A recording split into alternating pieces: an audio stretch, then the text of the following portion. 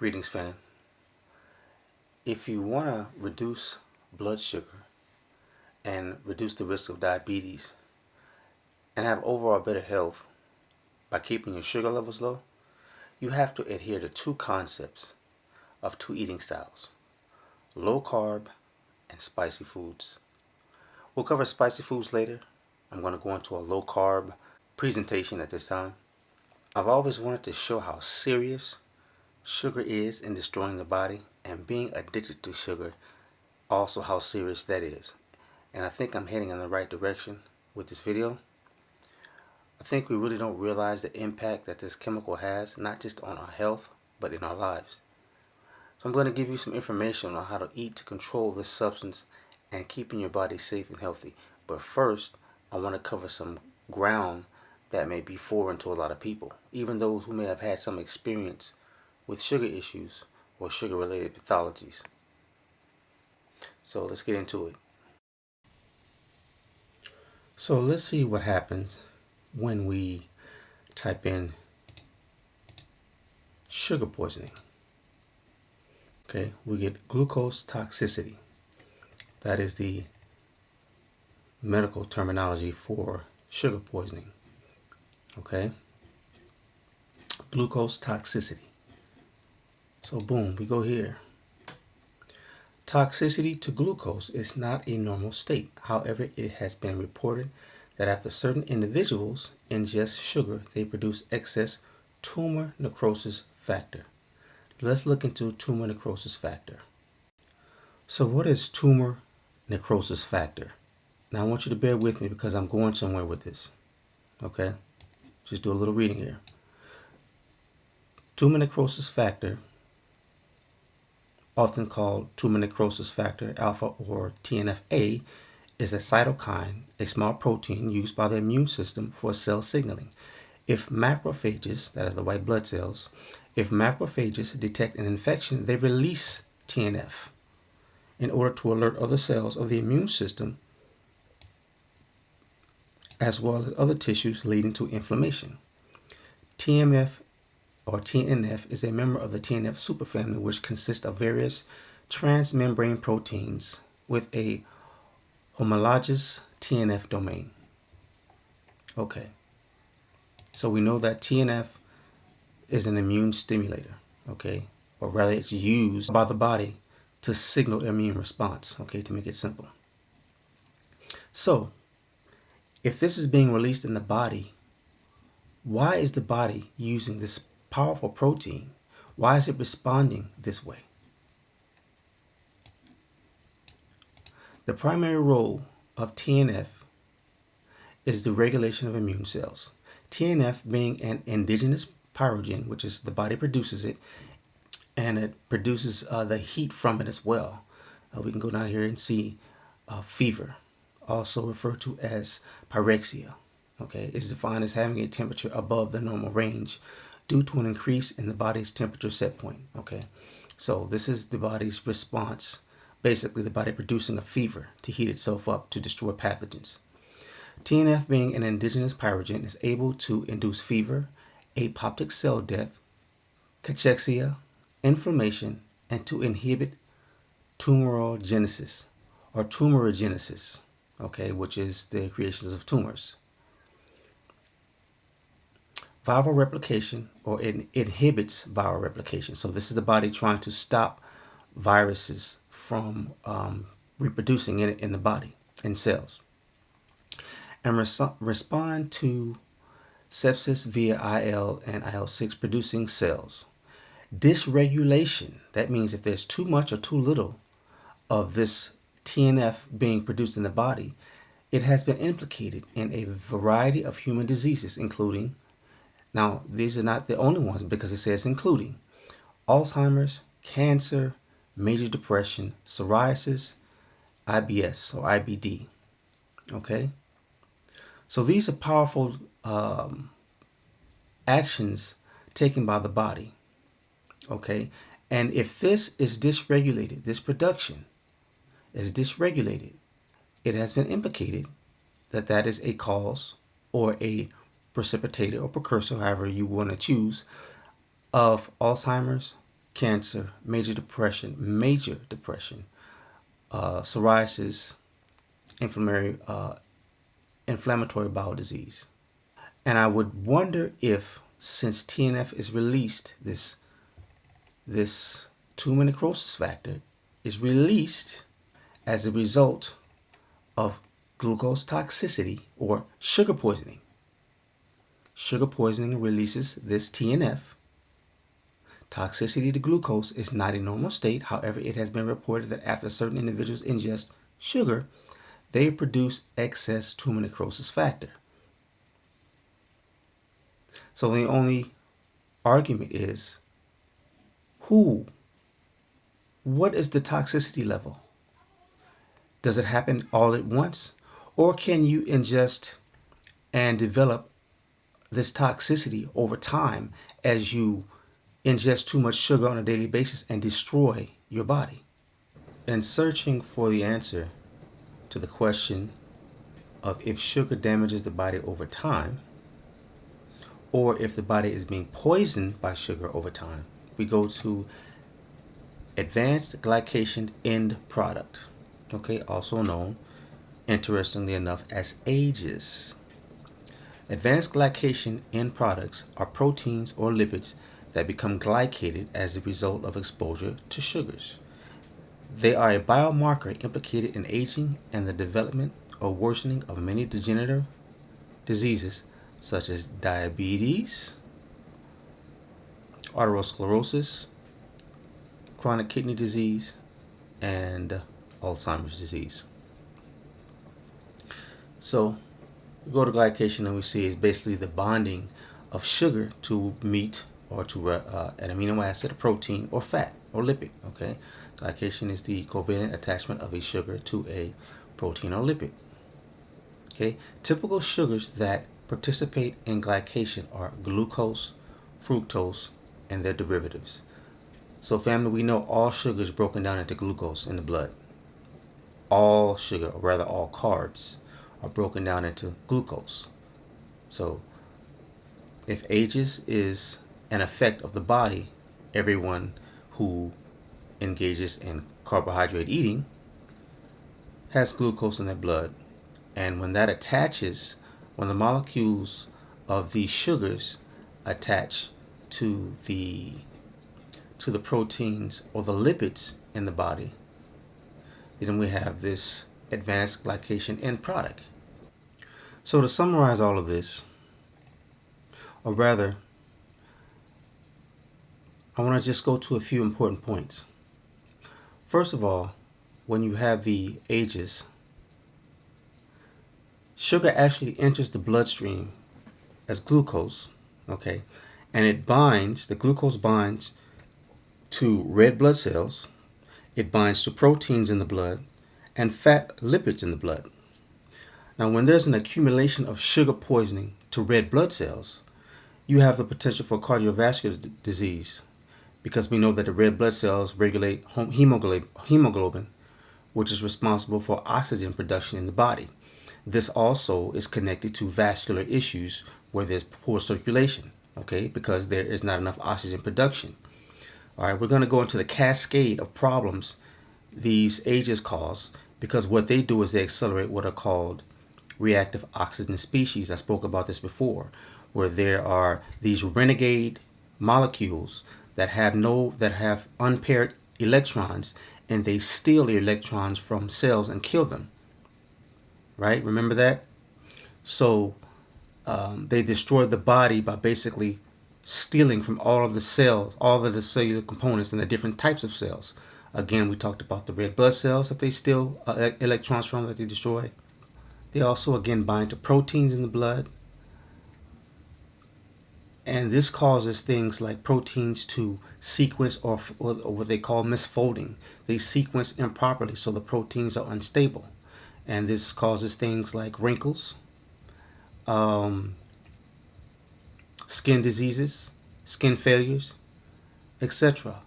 When they bind to fat, then we have fat dysregulation. This is where you get into the diabetes, to where the cells may not signal or they may not respond properly to insulin because they're being destroyed sequentially by these free radicals. Okay, and then you start to have the diabetic issues. With the diabetic and cardiovascular issues, if you go down here, we have ages have a range of pathological effects such as increased vascular permeability, increased arterial stiffness, inhibition of vascular dilation by interfering with nitric oxide. Okay, so that is connected to the erectile dysfunction right there when we talk about these glycated products which produce the reactive oxygen species, affecting the direct correlation of them affecting vascular dilation. Okay, the vessels and arteries opening up, widening up, or responding to the nitric oxide in the blood, which is involved in the erection process. Okay, and you can go to my video improving sexual health to go over that information. Now, one thing that's important right here, and this tells you everything you really need to know if you know how to read it. Glycation often entails the modification of the guanine group of arginine residues with glyoxyl RH methoxyl or methylglyoxyl RME and 3-deoxyglycosone, which arise from the metabolism of high carbohydrate diets. Thus, modify these proteins contribute to complications from diabetes. Okay, so let's just get rid of this language. Okay, and we have the glycation entails the modification, all right, or the dysregulation of the guanine group of arginine residues, or of the amino acid sequencing and formation. Okay, because amino acids need to bind to one another, and when you have these binding processes taking part, these proper sequential binding processes for the proteins to form into amino acids, okay, or rather for the amino acids to form and create proteins, you have these molecules in the body that disrupt this process. Okay, and all of this happens, why? From the metabolism of high carbohydrate diets. That's really all you need to know. They let you know right there.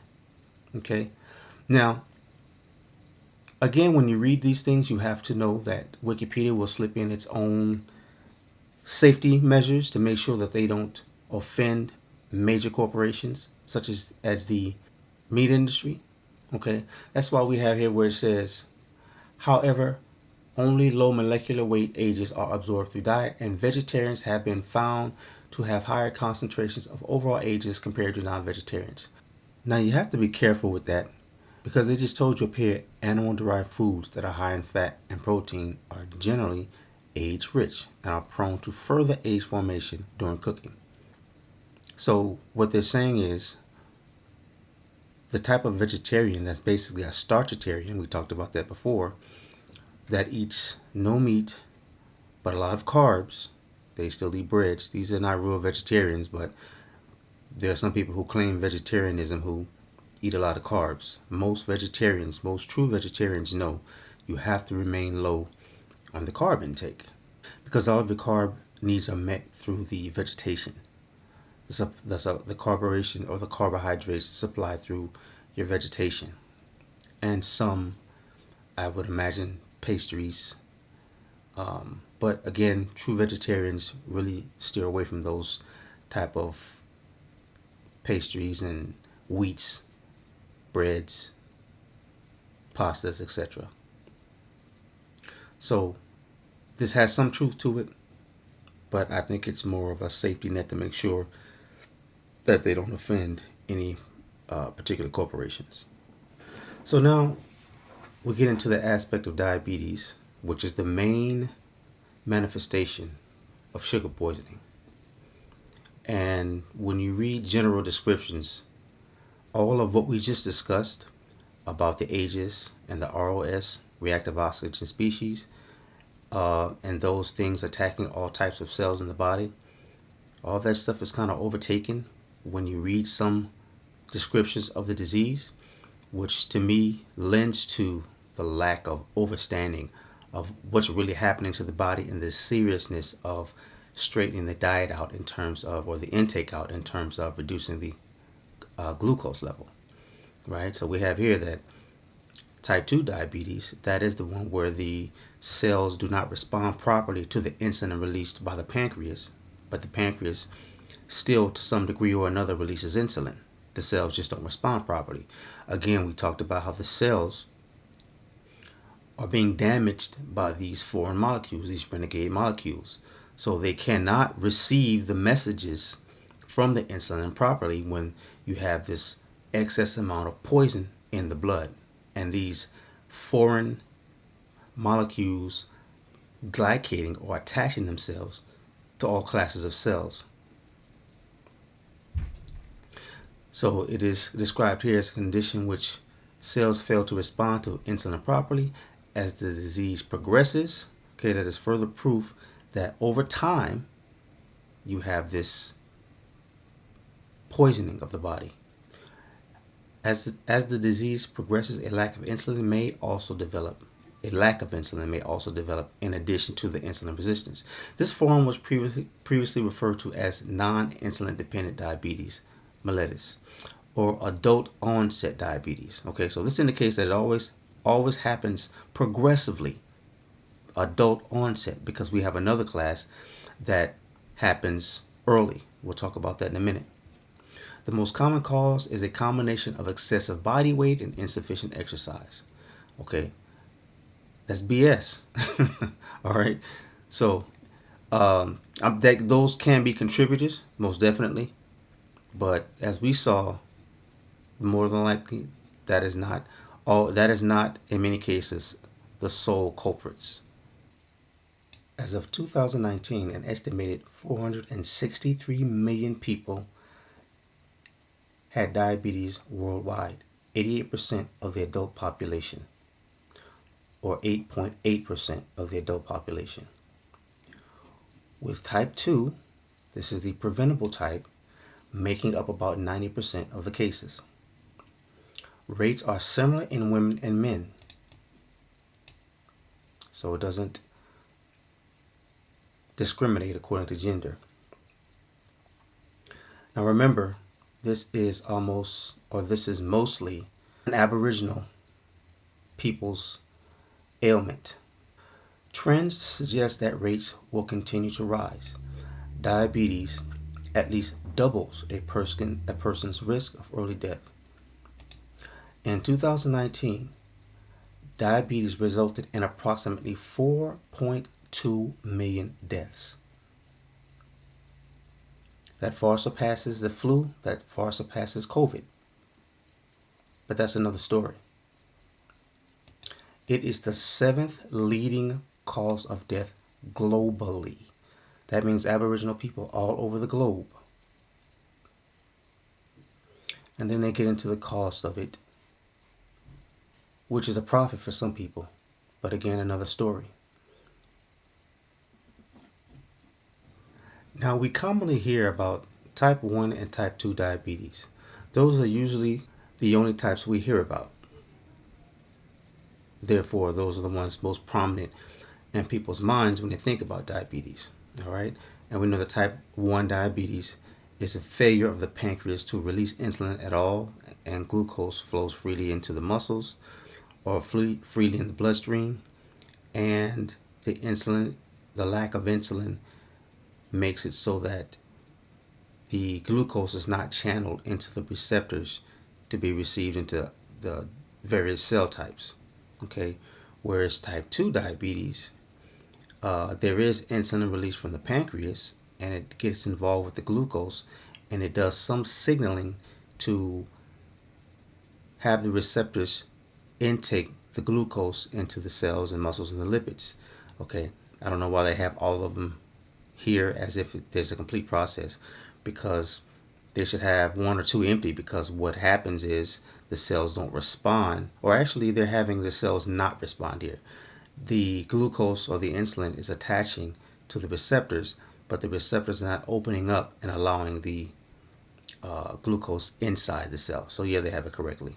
But that's what's happening on type 2 diabetes. Insulin is released, but it doesn't affect the receptors to allow the glucose to be absorbed into the cells, into the muscle, and to the lipids, as the insulin should program the glucose to get out of the bloodstream and go into these various tissues and fats.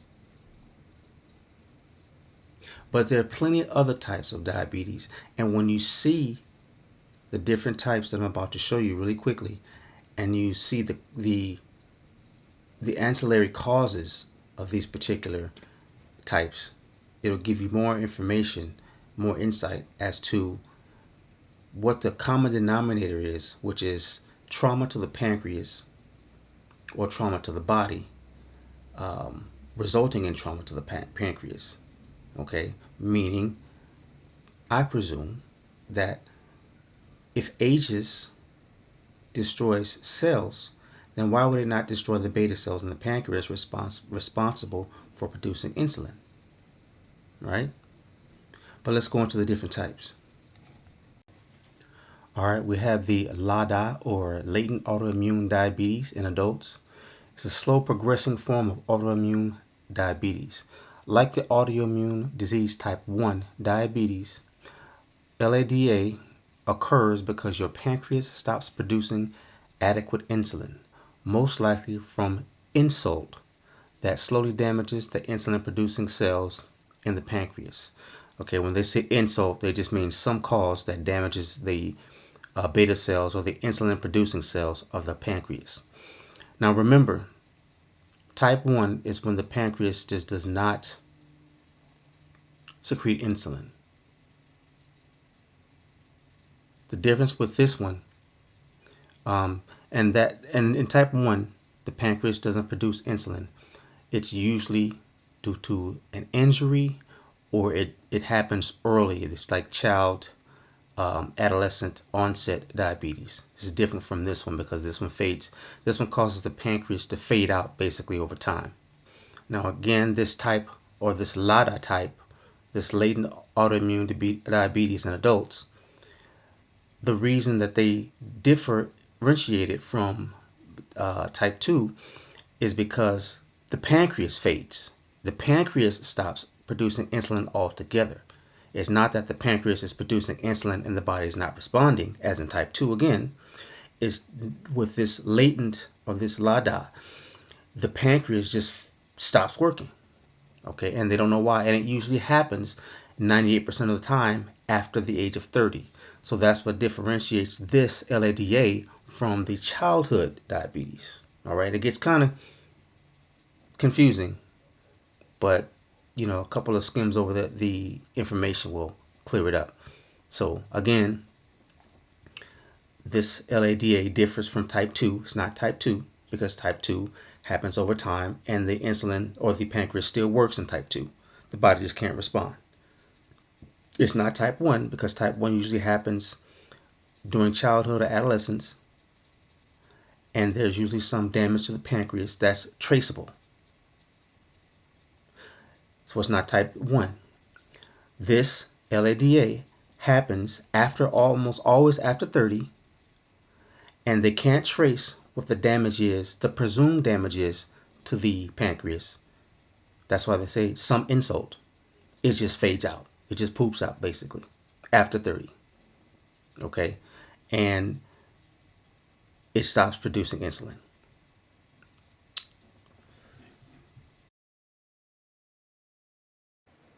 Okay, we have the cystic fibrosis related diabetes.